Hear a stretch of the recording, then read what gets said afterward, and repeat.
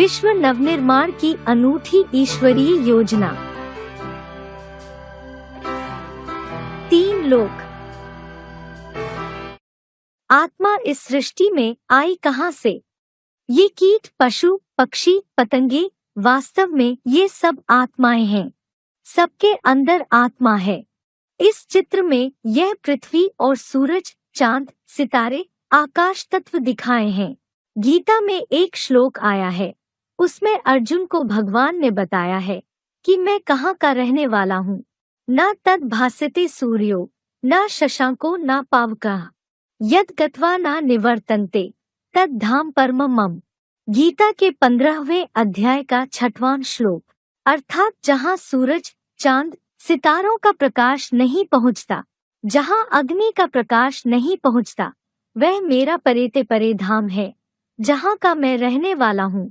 यह श्लोक इस बात का प्रमाण है कि भगवान परमधाम के रहने वाले हैं, सर्वव्यापी नहीं हैं। यहाँ साबित किया गया है कि 5 तत्वों की दुनिया से परे एक और सदा प्रकाशित छठा तुरीय तत्व है ब्रह्मलोक, जिसे अंग्रेजी में कहा जाता है सुप्रीम बोर्ड, मुसलमानों में कहा जाता है अर्श। खुदा अर्श में रहता है, फर्श में नहीं। लेकिन अब तो वे भी सर्वव्यापी मानने लगे हैं कि खुदा जर्रे जर्रे में है। जैनी लोग उसको तुरीय धाम मानते हैं।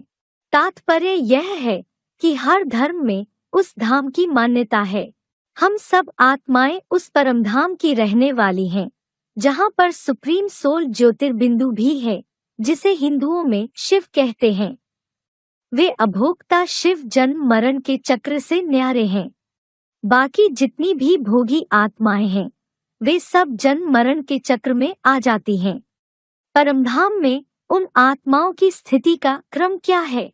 जितना ही इस सृष्टि मंच पर आकर श्रेष्ठ कर्म करने वाली आत्मा है, वह उतना ही परेते परे शिव के नजदीक रहने वाली होगी, और जितने ही निष्कृष्ट कर्म करने वाली, पाठ बजाने वाली आत्मा है, वह उतना ही नीचे की ओर उनकी संख्या जास्ती होती जाती है।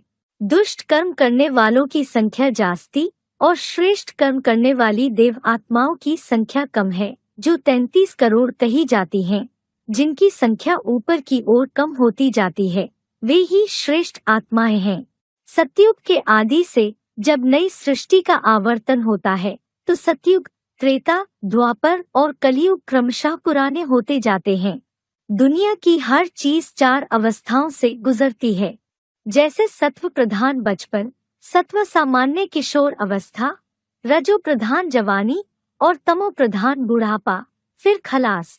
सृष्टि का भी यही नियम है। यह सृष्टि भी 4 अवस्थाओं से पसार होती है। सतो प्रधान सृष्टि को सतयुग कहा जाता है, रजो प्रधान को द्वापर कहा जाता है और तमो प्रधान को कलयुग कहा जाता है।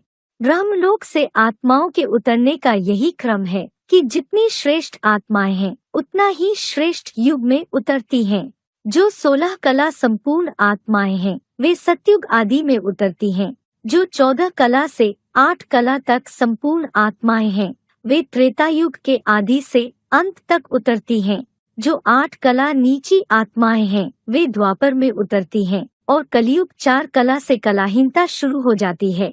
कलाहीन आत्माएं, जिनका धर्म उत्तरोत्तर दूसरों को ज्यादा दुख देना ही है, जिनके लिए गीता में आया है, मूढ़ा जन्मनी जन्मनी। गीता के 16वें अध्याय का 20वां श्लोक। वे घोर नारकीय मनुष्य योनि में आकर गिरती हैं।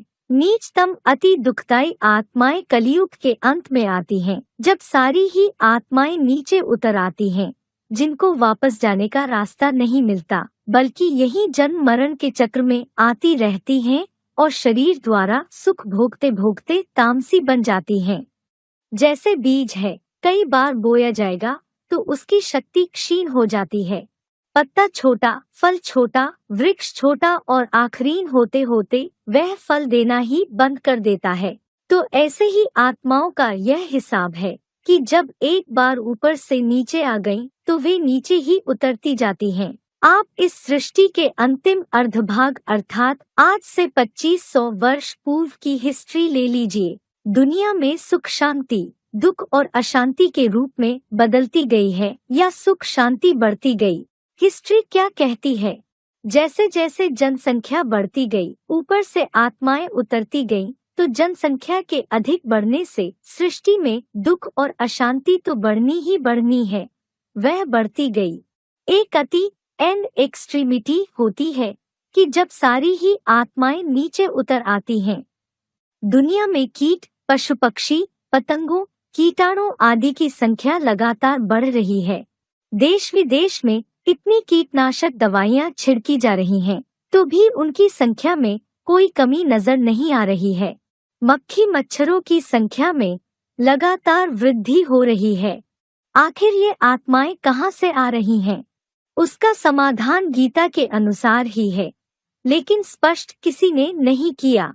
अभी यह बात स्पष्ट हो रही है कि ये आत्माएं उस आत्मलोक से आ रही हैं और इसी दुनिया में अधिक से अधिक 84 के जन्म मरण का चक्र काटते हुए अपना अपना पाठ बजाती रहती हैं।